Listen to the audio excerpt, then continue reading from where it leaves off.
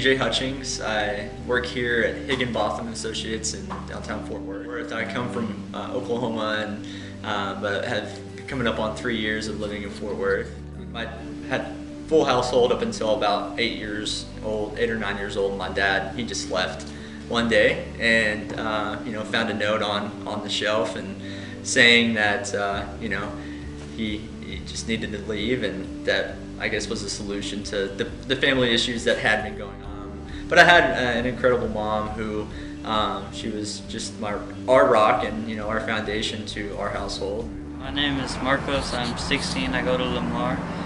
In my free time, I like to free run. I'm in ROTC. It's kind of interesting. It's a military-based program at the school that I do.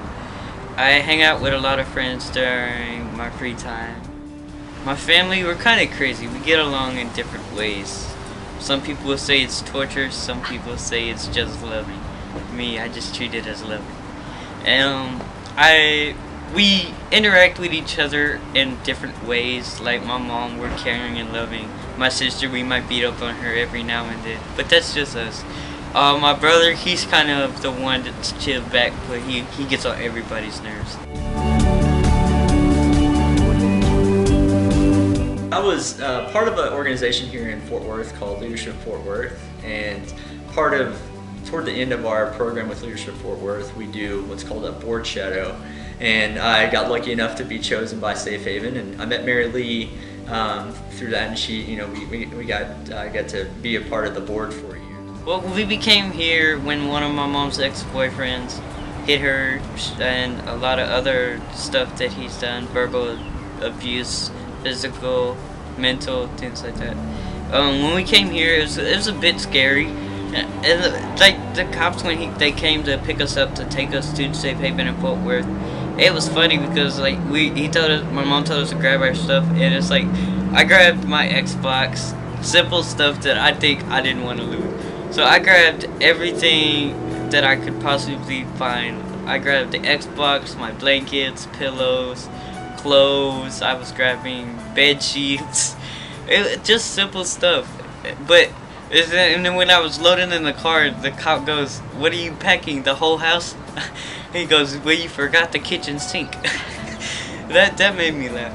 But when we got there, it was a bit scary because it was like when we got there, it was night, so nobody was out, and it was a bit scary there. And it's like I stayed up that night, just watching the door. I have a tendency to stay up and like watch my surroundings, so I didn't go to bed that night because I didn't know what would happen. But I figured it was called SafeHaven for a reason.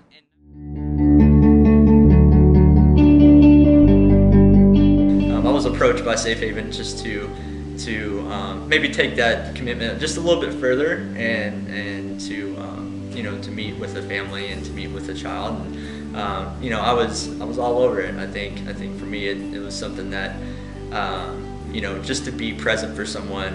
I think I could have really done a lot. You could have had that if I could have had that presence as a kid, just to have somebody to bounce ideas off of or just talk to when I got upset or got mad. I think it would have been nice to have. My mentor so far, he's been a good guy. I know I've only met him like twice, so it's like I don't really know much about him. I guess I'm looking to find out more about him and what brought him to mentoring. Just getting to know Marcos. I mean, being 16 years old, I remember being in those same shoes, and I think I said it before, just being present for him. I think that's going to be the most important thing. Obviously, he comes from a different background, family dynamic, everything, but just being able to be there for him through email, through calling, going and hitting golf balls on the driving range, just anything, just showing him that there's people out here that actually do care about one another, about each other, and not just within their own families or within their own friend groups. And I think it's not necessarily the lessons that I'm going to be teaching him. I think it's just the lessons that we're going to be learning together. It's something that I'm excited about. Greater things have yet to come, and greater things are still to be done in this city.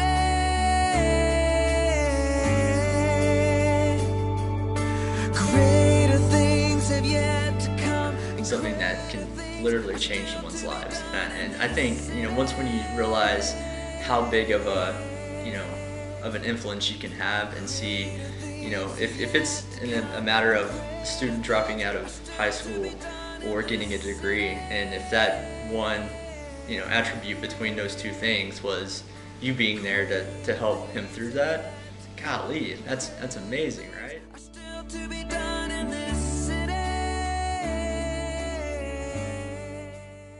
Just actually try to mentor somebody. It's might seem difficult, it might seem hard, but for me as a children, I look up to people who look out and try to help the youth. So I congratulate those who are actually going for this. Greater things have yet